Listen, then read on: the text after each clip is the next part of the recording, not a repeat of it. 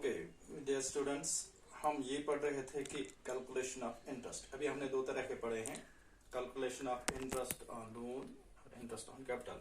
आज का जो है कैलकुलेशन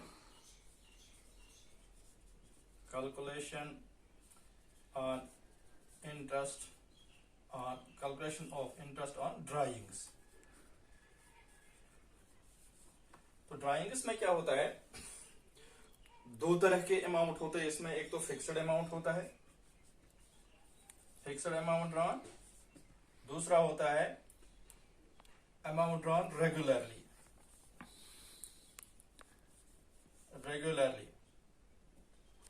इसमें फर्क, एक तो किसी ने 1000 रुपया निकाला तो 1000 ही है।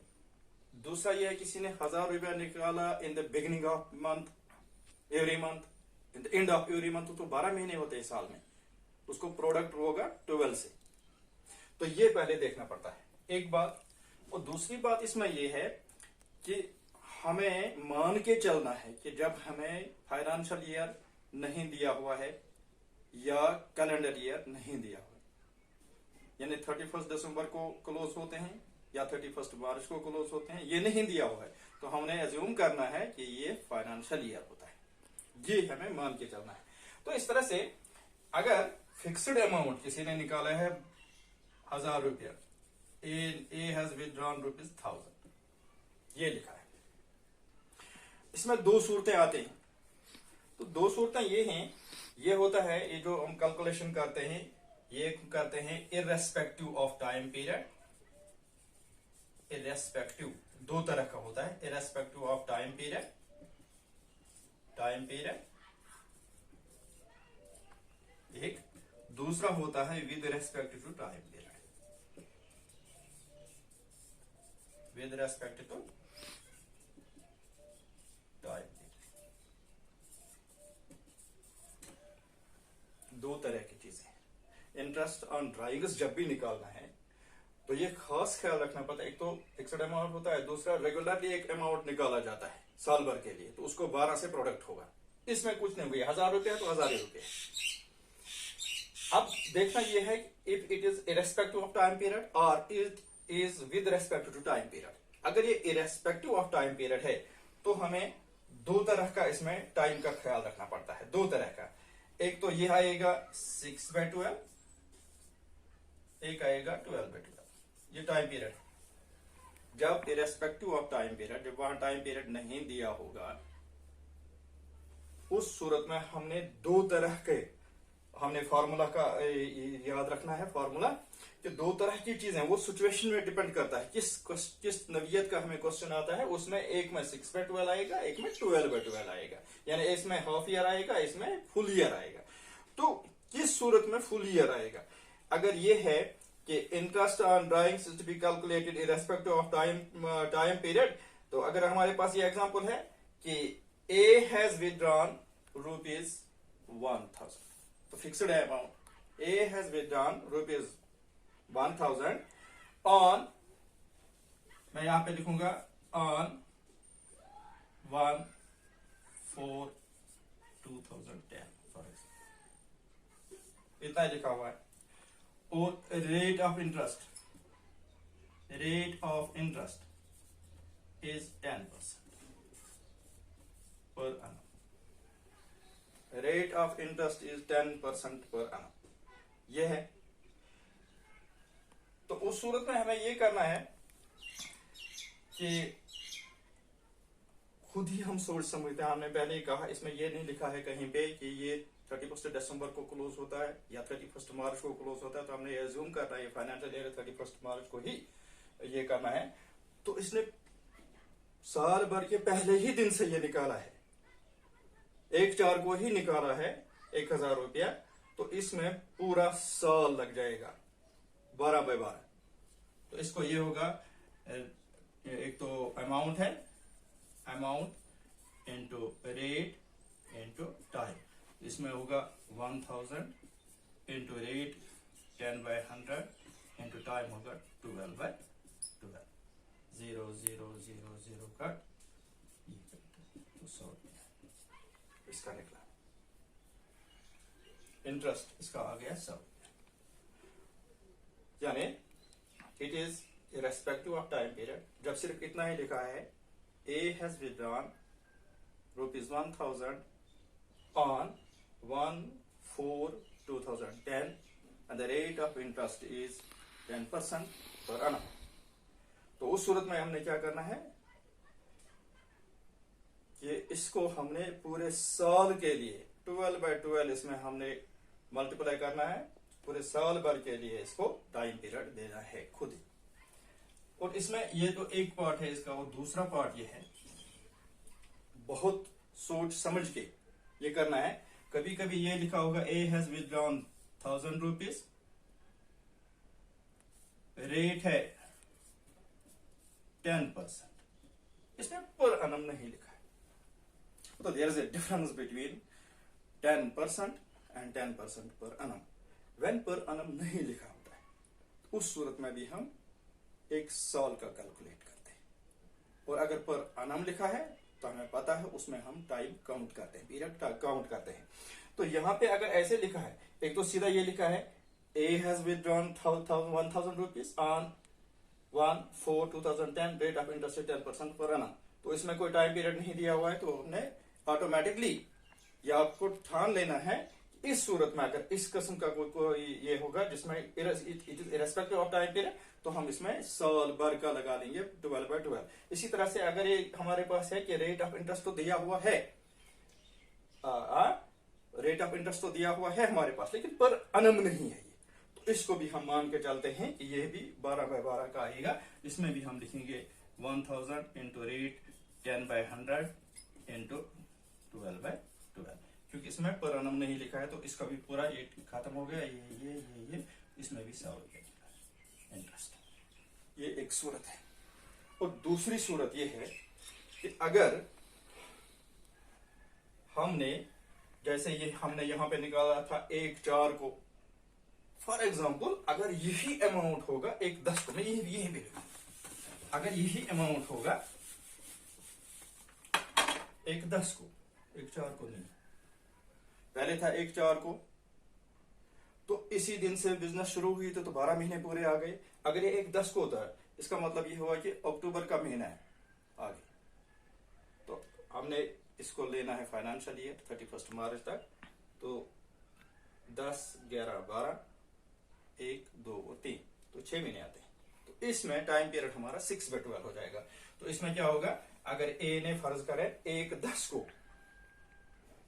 2010 he has withdrawn fixed amount of ₹1000, the rate of interest being 10% per annum। तो इसमें हम मान के चलते हैं कि ये इसके 6 महीने हो गए हैं, तो हम लिखेंगे 1000 इंटू 10/100 इंटू 6/12। इसी तरह से इसका हाफ ईयर आता है। और इसी तरह से अगर हमें यही लिखा है कहीं पे, दूसरा इसका सिचुएशन आएगा कि ए हैज विथड्रॉन ₹1000 ड्यूरिंग, ये देखना है, ड्यूरिंग द ईयर 2010-11।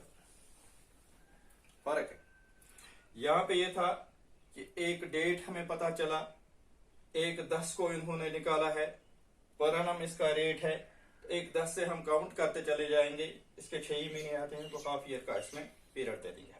दूसरा ये सिचुएशन रहता है अगर ये लिखा हुआ है कि इसमें फिक्स्ड अमाउंट निकाला है और आगे लिखा है ड्यूरिंग द ईयर 2010-11 और 2009-10, उसमें क्या कहता है, इसमें भी हमने 6 मंथ्स का कैलकुलेट करना है टाइम पीरियड। तो इसमें भी सीधा यही फॉर्मूला चलेगा, यानी जैसे हमने बता दिया, इन दो सूरतों में 12/12 आया, इन दो सूरतों में 6/12 आएगा। एक तो ये है कि अगर हमारे पास हम खुद ही इसको काउंट करेंगे, 1/10 को आ गया तो आगे 6 महीने रहे, पीछे 6 महीने चले गए, तो हम हाफ ईयर दे देंगे इसको। और अगर कहीं पे ये लिखा है ड्यूरिंग द ईयर, तो इसमें कुछ नहीं लिखा है, आगे 10% रेट है, तो इसमें भी हम करेंगे, ये तो अमाउंट है, एक तो अमाउंट है इंटू रेट है इंटू इसको भी हाफ ईयर हम कैलकुलेट करेंगे, तो ये आएगा 1000 इंटू 10/100 इंटू 6/12। तो दोनों सूत्रों में क्या होगा, 0 0 0 0 6 1 6 2 2 1 ₹50। जैसे यहाँ पूरे साल के लिए 100 रुपया आया था और यहाँ हाफ ईयर के लिए इसमें 85 रुपए का इंटरेस्ट आएगा। तो याद रखना चाहिए ये जो इंटरेस्ट ऑन ड्राइंग्स होता है ये फर्म का प्रॉफिट होता है, जो जिसने ये ड्राइंग्स निकाले हैं उससे देना है और ये अमाउंट ऐड हो जाएगा फर्म के अमाउंट में। तो ये फर्म के लिए होता है प्रॉफिट। दूसरा, अगर अब टाइम पीरियड दिया हुआ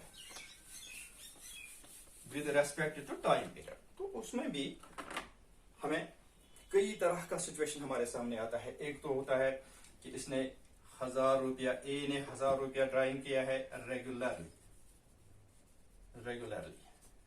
तो रेगुलरली के सामने होगा eight the end of the month, या होगा बिगिनिंग ऑफ द मंथ, या होगा इन the middle of the month, और आगे रेट है, यानी यहां पे होगा बिगिनिंग और एंड और मिडल ऑफ द मंथ। इसको हमने ठीक तरह से देखना है। इस सूरत में क्या होगा, एक वहां पे फिक्स्ड अमाउंट था 1000, तो 1000 ही था। यहां पे इसने 1000 रुपया निकाला है regularly the beginning of the month. इसने मार्च में ही, 1 मार्च को ही निकाला है बिगिनिंग ऑफ द मंथ, अप्रैल को भी निकाला, मई को भी निकाला, जून को भी निकालते, तो 12 महीने आते हैं। इसका मतलब सबसे पहले जो अमाउंट होता है, अमाउंट इसको प्रोडक्ट होगा 12 से, 12 महीने से। पहली बात ये भूलना नहीं है। आगे एक रेट दिया होगा, मान लेते हैं यही रेट है, रेट 10% पर आना 10/100। अब हमने ये देखना है A has withdrawn 1000 rupee regularly in the beginning of the each month। अगर ये हुआ in the beginning of the each month, तो हमने ये मान के चलना है कि अमाउंट तो है हमारे पास 1000 into 12, उसमें फिक्स्ड में सिर्फ 1000 था, इसमें इसने रेगुलरली निकाला है हर महीने, तो इसमें 12 मल्टीप्लाई हो जाएगा इंटू रेट दिया हुआ है 10/100। आगे क्या करना है, आगे हमने ये देखना है, ये बिगिनिंग है इन the beginning of each month, तो हमारे पास टाइम पीरियड आता है 6.5, 6.5 महीने, 6.5 आता है हमारे पास, ठीक है। 6.5/12 ये हमारा टाइम पीरियड। इसको हमने कैलकुलेट करना है, आपने डेसिमल का पढ़ा ही होगा। 65/10 बनेगा, ये 13/2 बनेगा इंटू 1/12। तो इसका मतलब ये हुआ, ये बनेगा 12,000 इंटू 10/100 इंटू 13/24,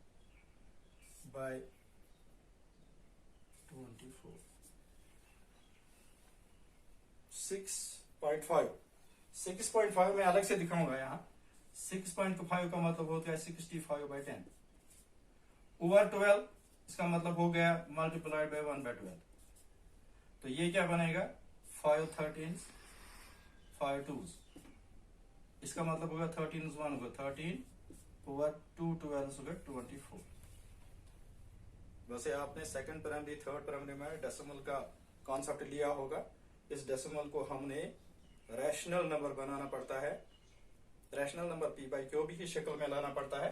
तो उस हिसाब से आप पहले ही, आप 12th क्लास के स्टूडेंट्स ही, आप पहले ही जानते होंगे ये चीज किस तरह। इसलिए आपके समझाने के लिए मैं सेकंड प्राइमरी तक गया या थर्ड प्राइमरी तक गया, आपको ये दिखाने के लिए ये 13/2 कैसे आ गया।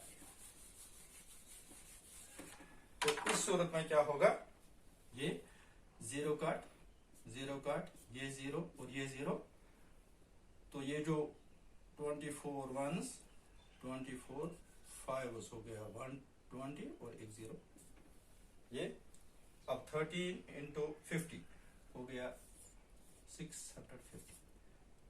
तो ये अमाउंट बन गया इस पे। If A has withdrawn regularly in the beginning of each month 1000 rupees and and the rate of interest being 10% per annum. इस सूरत में हमारे पास ये फॉर्मूला है, इन the beginning of the month है तो 6.5/12 आएगा। और अगर ये इन the middle of the month आएगा, दूसरा है, ये मैं यहाँ पे लिखूंगा ए, बी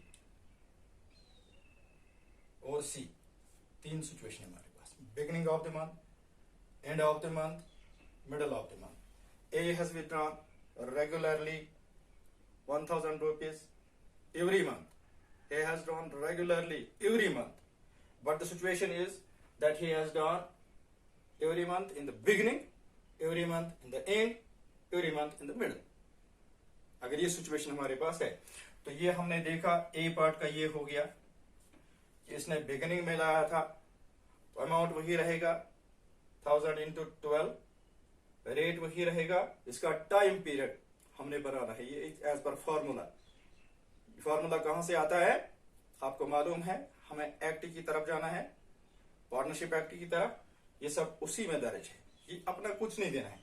तो इसका आएगा इस सूरत में in the it is in the beginning of the month तो 6.5/12। और अगर ये है इन the end of the month, ये हमने देखा है, अगर हमने देना है ये इन the end of every month, तो हमारे पास अगर इसकी ड्राइंग 1000 है, रेट 10% पर एनम है, और सामने लिखा है he has drawn 1000 rupees regularly in the end of every month, end of every month। ये था बिगिनिंग, इसके लिए 6.5/12। एंड के लिए है हमारा टाइम पीरियड 5.5, 5.5। ठीक, अब क्या आएगा ये amount 1000 into 12 into rate 10/100 into time period 5.5/12। इसका मतलब क्या होता है, ये 5.5 यानी 55/10, 5 11s, 5 2s, 11/2, 11/2/12 into 1/12। इसका मतलब ये आएगा 11/24। इन द बिगिनिंग में आया 13/24, कैलकुलेट कर दी। In the end of the month में आएगा ये 11/24, तो यहां 11/24। इसको देखे, ये बन गया 12,000, 12,000 इंटू 10/100 इंटू 11/24, 0 0 0 0, 1200 है, 24 है तो 50। अब हमारे पास आएगा 50 into 11, 550। If he has withdrawn 1000 at a regular interval in the beginning of the month, हमारे पास फॉर्मूला है amount into 12 into rate into 6.5/12। अगर it is if end of the month तो हमारे पास है amount into 12 into rate into 5.5/12। इसका आ गया 13/24, इसका बन गया 11/24। अब ये रह गया ये सवाल मिडल ऑफ द मंथ। अगर ये सिचुएशन है मिडल ऑफ द मंथ तो फिर क्या आएगा,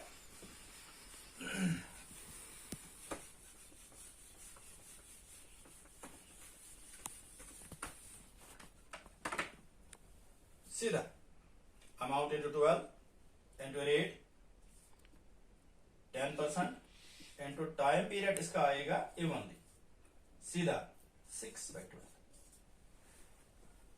बिगिनिंग में था 6.5, एंड में था 5.5, तो जो मिडल है इसका टाइम पीरियड बनेगा इवनली 6/12।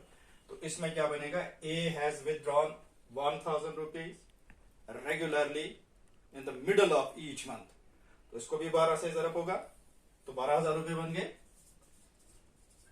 इंटू रेट आएगा, फॉर एग्जाम्पल ये 10/100 है 6/100 हो सकता है, 11/100 हो सकता है, कोई भी जो रेट दिया हुआ है वहां पे। और इसका टाइम पीरियड क्या आ गया, 6/12। क्यों आ गया 6/12? आपको मालूम होना चाहिए, it is in the middle of the month and this as per formula, मेरा अपना नहीं है।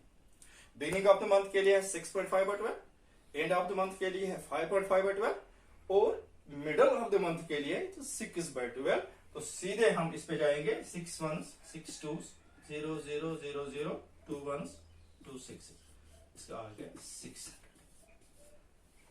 तो पहली सूरत में 650 आ गए, दूसरी सूरत में 550 आ गए, तीसरी सूरत में 600 रुपया इंटरेस्ट ऑन ड्राइविंग आ गया। तो ये एक बात थी मंथ के हिसाब से। कभी कभी यह भी होता है कि क्वेश्चन में दिया है ए has withdrawn 1000 rupees regularly in the beginning of the quarter, beginning of each quarter. तो कितने क्वार्टर होते हैं साल में? 3 महीने का क्वार्टर होता है ना, 4 क्वार्टर होते हैं, 4 क्वार्टर। अगर इसने रेगुलरली एक अमाउंट निकाला है, इसके महीने थे 12, तो 12 से ज़रब हुआ, यहां पे क्वार्टर होता है 4 होते हैं साल में, तो 4 से ज़रब होगा। अगर मान लेते हैं यही ए है, इसने 1000 रुपए लिए हैं in the beginning of each quarter और in the end of each quarter, तो उस सूरत में हमारे पास टाइम पीरियड क्या होगा? सॉरी, बिगिनिंग ऑफ जब मंथ था तो टाइम पीरियड एक था, एंड ऑफ द मंथ था दूसरा टाइम पीरियड था, मिडल ऑफ द मंथ, लेकिन यहां मंथ नहीं है, यहां क्वार्टर है। तो क्या होगा, A has withdrawn for example in the beginning of each quarter या in the end of each quarter. इसमें मिडल नहीं आएगा, क्योंकि जब मिडल ऑफ क्वार्टर आएगा तो वो 6 मंथली हो गया, वो अलग से आएगा। इसमें 2 ही तरीके के केसेस आते हैं, या तो इन the beginning of each quarter आएगा या फिर इन the end of each quarter आएगा। अगर बिगिनिंग ऑफ ईच क्वार्टर होगा तो हमारे पास टाइम पीरियड होगा 7.5/12, 7.5। अगर एक क्वार्टर की हम बात करें,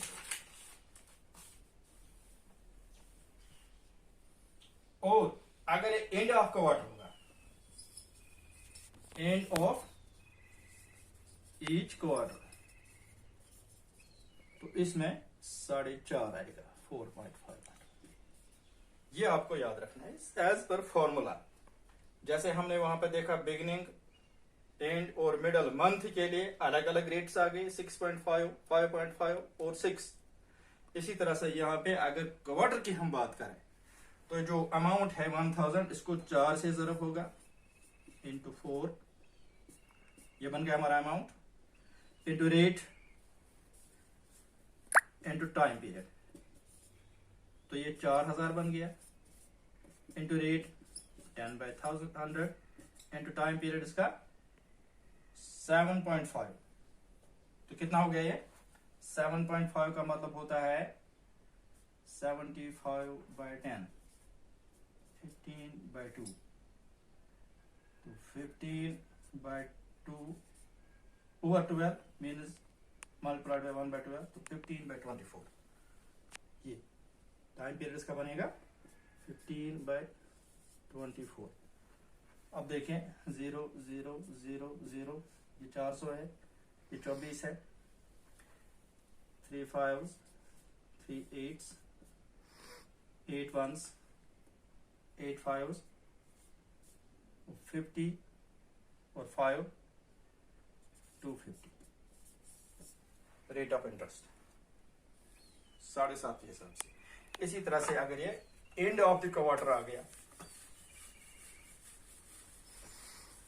एंड ऑफ द क्वार्टर, मान लीजिए A has been done regularly 1000 rupees at the end of each quarter, rate being 10%, तो टाइम पीरियड क्या आएगा उसमें? ये है 1000 इंटू 4, क्वार्टर का मामला है, इंटू रेट 10/100 इंटू इसका टाइम पीरियड आएगा 4.5 यानी 4.5/12। 4.5 का मतलब होता है 45/10, 5 9s 5 2s, तो 9/2 ओवर 12, 9/2 ओवर 12 का मतलब होता है मल्टीप्लाइड बाई 1/12, तो 9/24। इसके बदले में क्या आएगा 9/24, 9/24। अब देखिए ये बन गया 4000 जरिए 10/100 into 9/24, 0 0 0 0 3 3s 3 8s 8 1s 8 50s 50 into 3 150 150। आगे इसमें और भी चीजें, मिडल ऑफ द मंथ है वो भी हमने देखना है। इसके अलावा एक प्रोडक्ट मेथड आता है, सिंपल प्रोडक्ट मेथड आता है, लेकिन उसमें टाइम ज्यादा लगेगा। हमने वीडियो अपलोड करना है, इस वक्त 2G चल रहा है, इसके बाद हमारा ये अपलोड नहीं हो सकता, इसके हम यहीं पे रुकेंगे। आगे हम नेक्स्ट लेक्चर में इंशाल्लाह देखेंगे। Thank you.